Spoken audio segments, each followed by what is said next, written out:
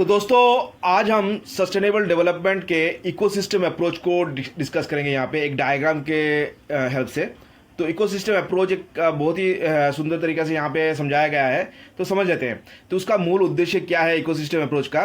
तो पहला है ये aspires to preserve the entire ecosystem, मतलब ये तो उसका मूल मंत्र है कि जितने भी इकोसिस्टम जो है उसको मतलब प्रिजर्व करना है। इकोसिस्टम में जो भी सम्मिलित होता है, पेड़ पौधे, मनुष्य, जितने भी बायोऑर्गेनिजम्स जो भी है, फ्लोरा एंड फोना है, सभी को किस तरह प्रिजर्व किया जा सके उसी पर उसको ध्यान देता है इकोसिस्टम अप्रोच, जिससे कि वो सस्टेनेबल हो, आगंतुक दिनों तक वो जो इकोसिस्टम है वो सस्टेन हो, दीर्घकालीन तक वो उसमें पॉपुलेशन बैलेंस रहे।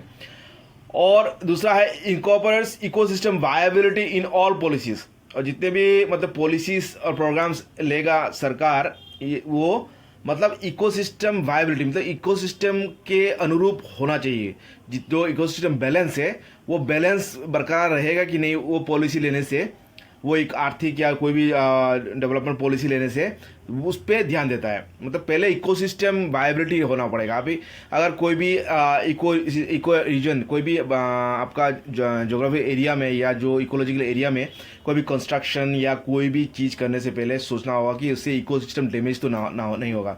जैसे कि देखा जाता है कि कई हमारे नेशनल पार्क से, नेशनल फॉरेस्ट से सरकार रास्ता निकाल देती है या बड़ा बड़ा कंस्ट्रक्शन काम करती है, तो उससे इकोसिस्टम काफ़ी नुकसान पहुंचता है। तो इस तरह जो आपका नेशनल ग्रीन ट्राइब्यूनल हो गया, इस तरह का संस्थानें हैं जो कि इकोसिस्टम वायबिलिटी देखती है कोई भी पॉलिसीज़ का।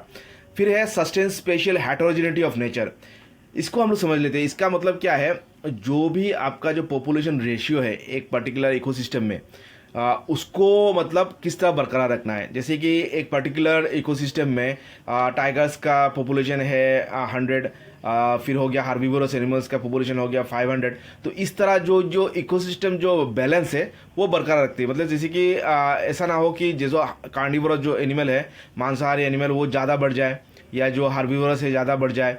मतलब एक बैलेंस जो है, जो बैलेंस रखना चाहिए उसमें। और जो मनुष्य का जो मैन एनिमल कॉन्फ्लिक्ट होता है वो भी ना हो, जिससे कि मतलब जो पॉपुलेशन बैलेंस है पर्टिकुलर एरिया में वो बरकरार रहे, वो भी सस्टेनेबल हो दीर्घकालीन तक।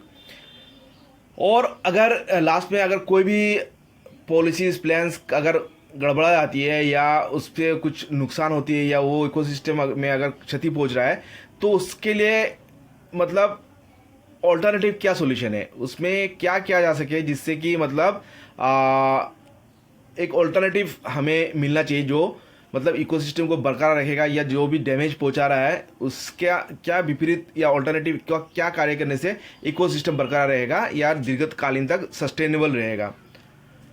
तो ये था कुछ मूल आपका अप्रोचेस टू इकोसिस्टम अप्रोच। पहला है aspires to preserve the entire ecosystem, दूसरा हो गया हमारा incorporates ecosystem viability in all policies, sustain spatial heterogeneity of nature, और reassurance and last reassurance the search for alternatives. तो ये था। अगर कुछ डाउट है कमेंट सेक्शन में लिखिएगा, चैनल को सब्सक्राइब कीजिएगा। Thank you.